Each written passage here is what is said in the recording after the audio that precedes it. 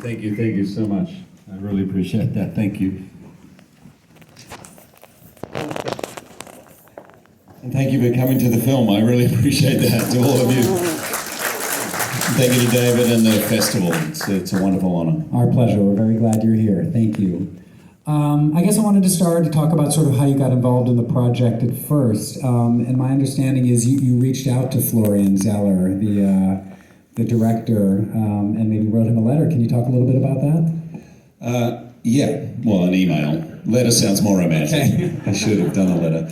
But I had heard from my agent that this was going to be made into a movie, and I had actually been in talks with Florian about 5 or 6 years ago about doing one of his plays, but the timing didn't work out.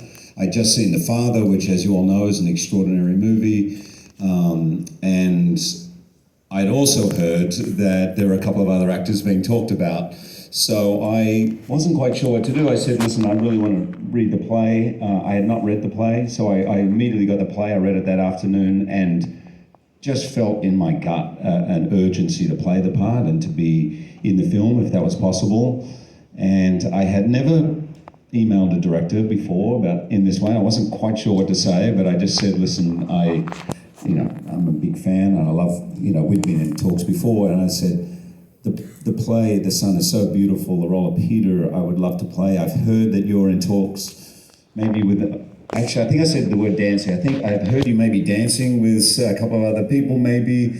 I'm not the kind of guy to cut in on a dance, so if you are, please go make the movie, and I can't wait to see it. But if not, I'd love to talk to you, and I'd love to play the part. I just said I'd love to play it, and I got an email back a couple of hours later saying, no, I don't know what you've heard, but I'm not dancing with anyone. And so we met the next day, and he offered me the part about 8 minutes into that conversation. But I remember feeling a rare feeling, as I called him. It was a Zoom, actually, the next day, of being equally terrified of getting a part and not getting a part, because as you see, the film is very intense and demanding, and yet I had this urgency to play it. So yeah. Can you talk a little bit about how you worked with Florian to build the character? Florian's a playwright, and I obviously have done a lot of theatre and come from the theatre originally, so I assumed there'd be a lot of rehearsals, but he actually decided to do no rehearsals for this. And I asked him why, and he just said, I know that you're right for the part, and everyone I'm casting is right, and I really want to discover it on set every day. Each scene, he had an idea of where the scene was going, but he didn't want us to go in with preconceived ideas of where we were starting, where we were going to finish, or where it would go. And I must admit, I was a little trepidatious about that. I like rehearsal, and I knew that this was very complex. There were long scenes, as you could tell, and I love rehearsing and digging in.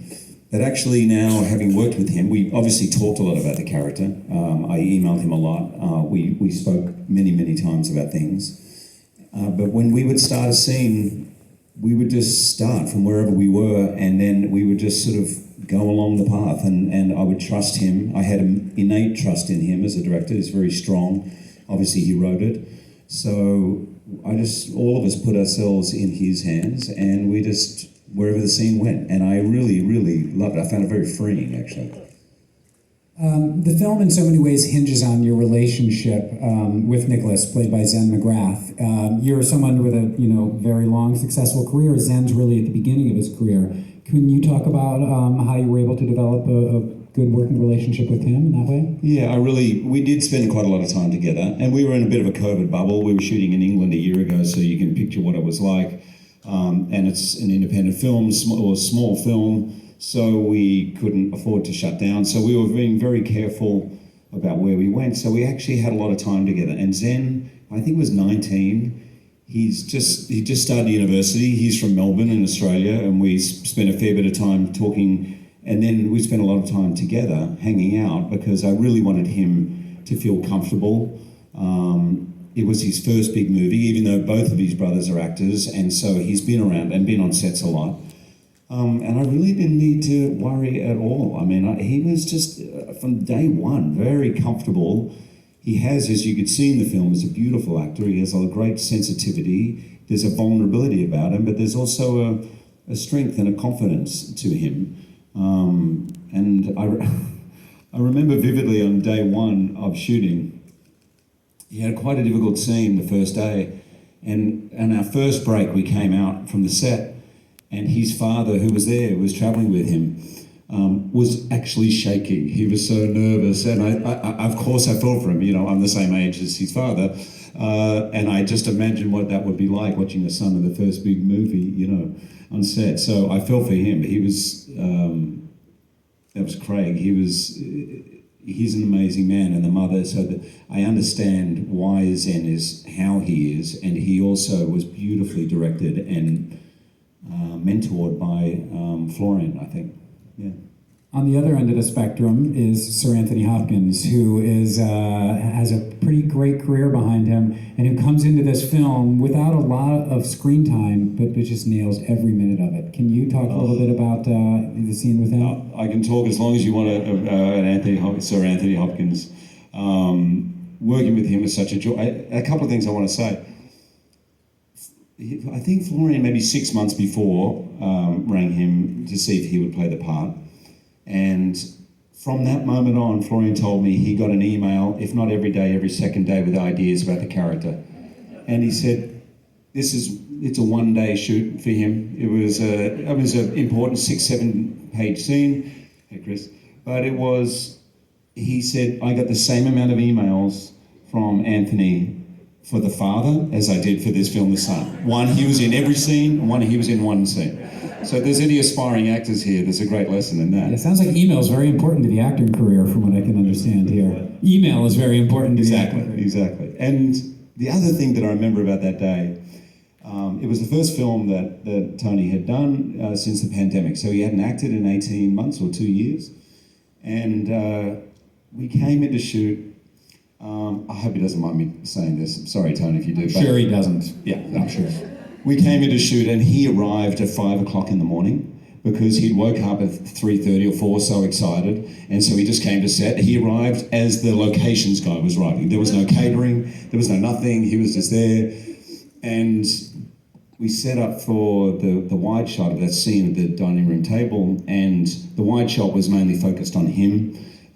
So there was 2 cameras, one wide and one closer, and we just sat there, and I remember the first AD saying, Anthony, would you like to have a rehearsal? And he goes, no. And so he just rolled the film. And take one, he goes, terrific, let's just move in closer. And we moved in literally within an hour. He'd shot that side, his side of the film, and then we turned the cameras around, maybe 30 minutes, we shot my side, and it was like 11 o'clock in the morning. And the scene was done. And we had to do the other scene where he gets the drink for me. And I remember he said, Florian, I know this is annoying, but I really would like to do my side of it again, if that's okay. So Florian, it was only 11 o'clock, so Florian said, fine, yeah, let's turn around. So we move all the cameras back around and relight around the other side. And I said to Florian, what he did was so perfect. I said, why do you think he wants to do it again? And he said, I just think he misses acting. And it had been 18 months. I just love that. And I love the man. And I think that scene is really important. If I could just quickly segue, it was not in the play. Obviously that character doesn't exist in the play. So he wrote it, and I think it's such a pivotal scene because for the first half of the movie, the movie's called The Son. You're seeing this young boy in trouble, but as soon as that scene plays, you realise maybe the son is Peter, and maybe we're all still what we are. We're sons and daughters, no matter how old we are, and we carry the pain and the scars and everything from our upbringing. The film is one that, of course, deals with such tough mental health issues. I'm wondering what ways you hope the film can help sort of facilitate and set up conversations that people might have about mental health issues. Yeah, thanks. It's a great question, and I think it's been mental health is a crisis, not just here. I work with an organisation in Australia called Gotcha for Life, which started off really around male suicide, which is an epidemic there. It's the biggest killer of men between 18 and 49 by far, and now as women as well. So I'm particularly close to this subject and this issue, but I think the pandemic has made it even more urgent. I mean, apart from the pandemic itself, I would say mental health is probably the number one discussed thing in the last 2 years. And this film is a cautionary tale, and if anything, I hope it really does start these conversations, because mental health is shrouded with such shame and ignorance. We don't really know a lot. And that's okay to not know, but we need to talk about it. We need to really get these issues out. We need to have these conversations. And I have a 17-year-old and a 22-year-old, and they came to see the movie with me, and they want to have these conversations. It seems like our generation, we find it difficult. So hopefully this really does. It's certainly changed things in my house. The conversations we have around our dinner table since doing this movie are very different. I know you said you didn't do some of the sort of traditional preparation with Florian you might do in other roles, but did you do other sort of research around mental health issues and other things to get in the character? I do. I mean, I love research. I think, it's one of the joys of being an actor. Our library is people, and so when you get to play different people, you get to step in the shoes of all types of people, human beings. And so with this, I spent a lot of time researching, obviously, depression, acute depression, suicide, second marriages, what it's like for children of second marriages, what it's like being a New York lawyer. I spent a couple of days hanging out with a New York lawyer. Oof, I thought I worked hard. Man, nice. I mean, 85, have we got some New York lawyers here? Yeah. They're all afraid to show their hands, but no. You do want to put your hand up. Your partner's putting your hand up for you. Got it. I'm impressed you can be here, because the amount you guys work is extraordinary. But yeah, I did a lot of research because I love it, and also I really felt this was an important story to tell, and I wanted to make sure we were getting it right. There's so many turning points in this story. And what Florian does so well in the script, I think, is put you in that dilemma of what do I do? And I'm sure we've got a room full of parents here, and every parent knows those horrible decisions you have to make, sometimes on a daily basis, sometimes, they happen occasionally, but we really don't know a lot of the time what we're doing. Speaking of the horrible decisions, I think the scene that I found toughest to watch in a lot of ways was the scene where you guys have to decide whether or not to keep him in the facility. Can you talk about what it was like to film that scene? Yeah, it was a really distressing day. It's a very difficult scene. I'm so impressed with Zen McGrath. As I said, he was 19, and it's a huge scene for any actor to do, but at that age, with his little experience, I was completely blown away by him. And by the way, Laura Dern, who I think is just one of the greatest actors we have right now. She's a jewel.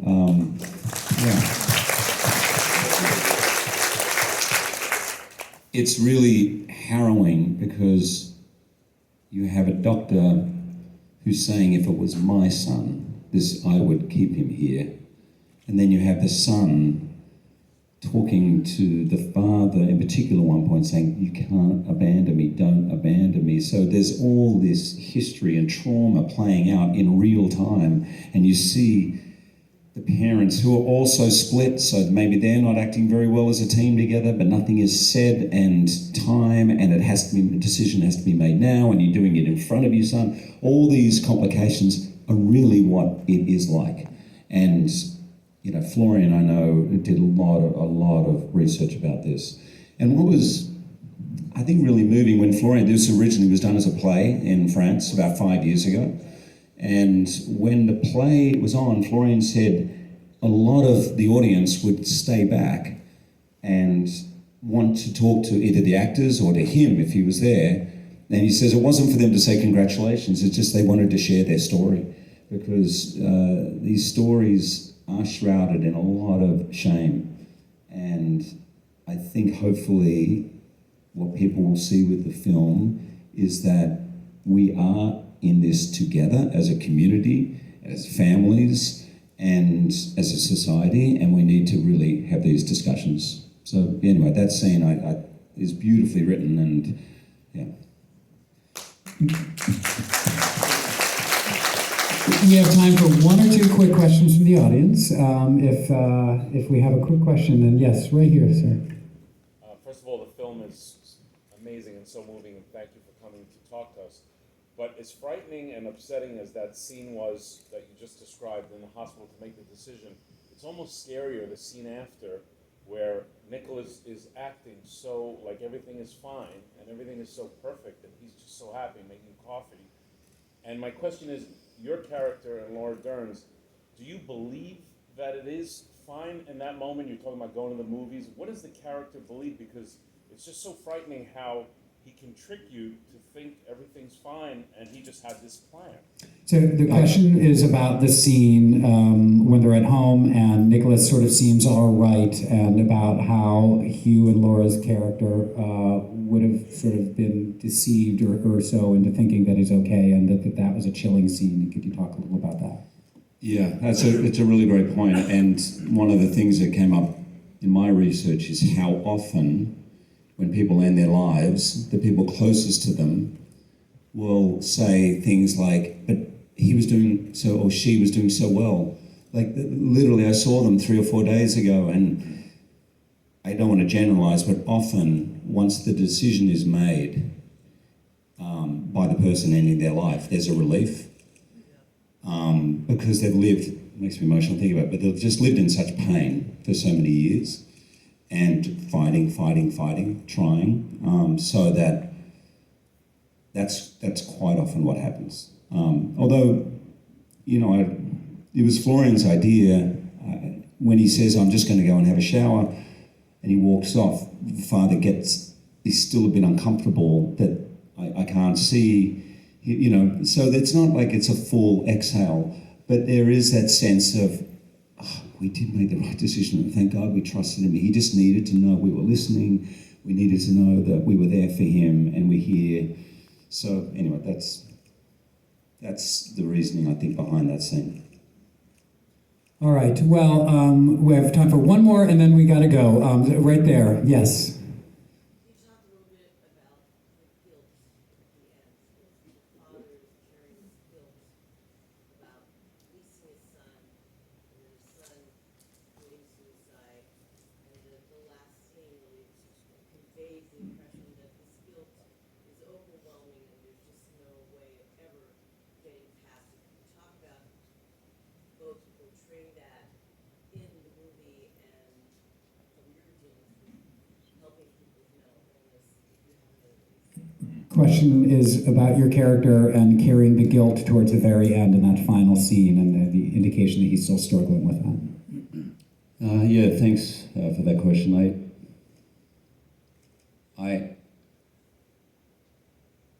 I felt as the actor, it may have been the first time that he's really faced his part in it. You see so much, sort of, you can feel and see the denial sometimes of things going on. Even what happened at your last school, something must have happened at your last school. There's this, you know, and okay, maybe he says something in the first scene, I left, I feel guilty about it, but this is the first time where he's just really owning what he missed, what was there right in front of him, and possibly what he could have done. And I think it's overwhelming for him. And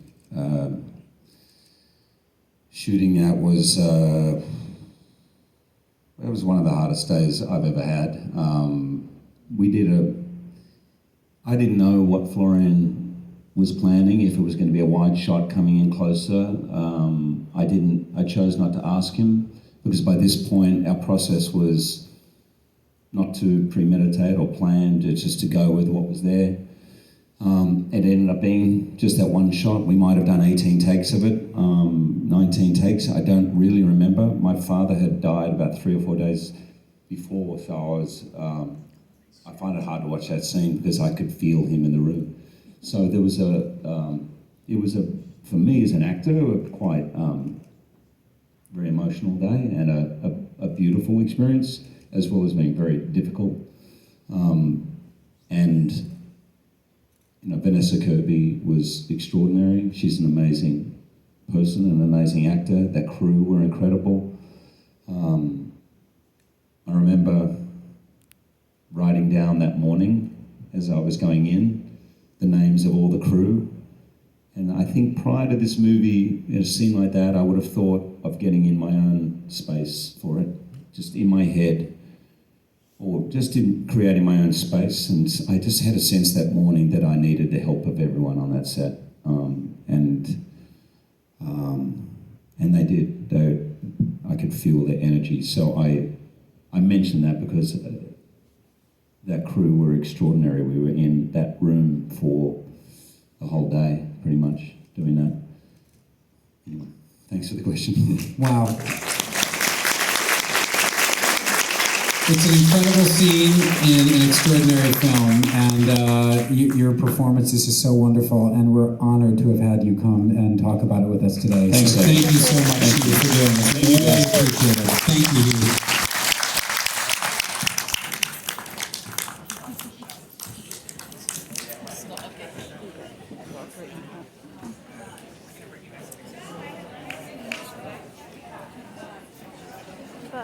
Bye.